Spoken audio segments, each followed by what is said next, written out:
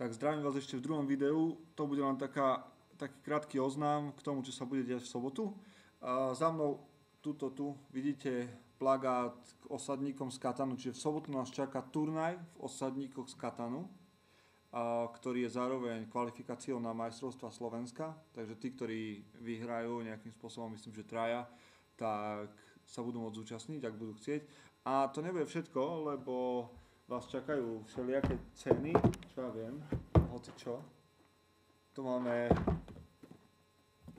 od firmy Albi, ktorá nás podporuje v tom, ktorú to vícemenej robíme, všeličo, hocičo.